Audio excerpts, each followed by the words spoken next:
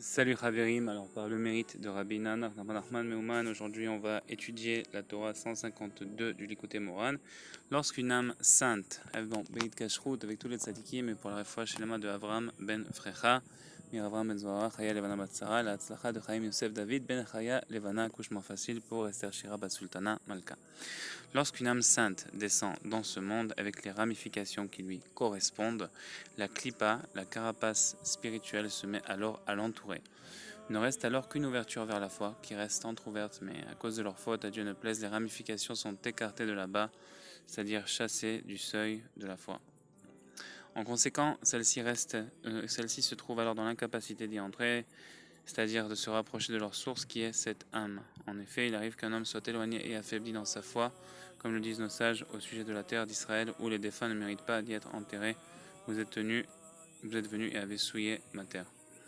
Mais malgré les fautes engendrées par les ramifications, l'obstruction de cette entrée qui mène à la foi n'est que temporaire, et cette porte s'ouvre à nouveau par la suite, comme par le passé. Autrement dit, au moment où celui qui n'est pas digne de se rapprocher de cette âme doit être rejeté à l'extérieur, les forces du mal se mettent alors à l'encercler, à se renforcer et à bloquer cette porte qui mène à la foi, l'empêchant ainsi d'y pénétrer durant un laps de temps précis. Immédiatement après, la porte s'ouvre comme auparavant.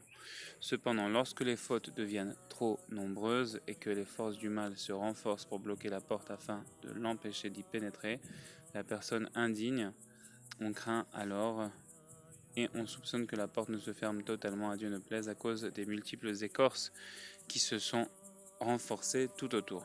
C'est pourquoi on poste à l'emplacement de cette entrée un homme craignant Dieu spécialement désigné et chargé de veiller à empêcher quiconque d'y entrer.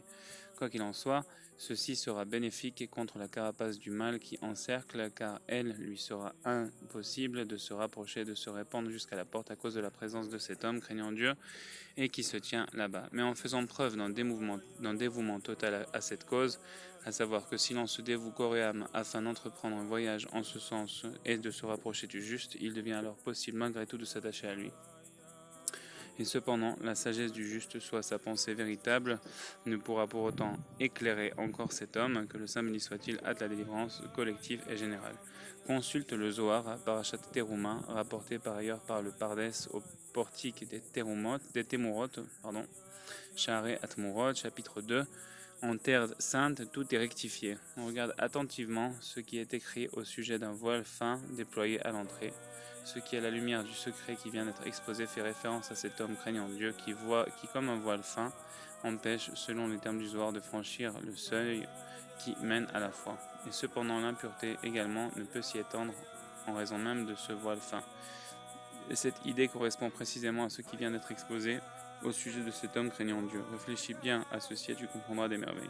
Regarde également ce qui figure dans l'ouvrage Tov Haaretz, dans lequel il parle également du sujet de la terre d'Israël. Comprends bien ceci afin d'établir des comparaisons, car tout ceci n'est qu'un seul et même concept. Baruch Adonai Leolam, Amen ve Amen.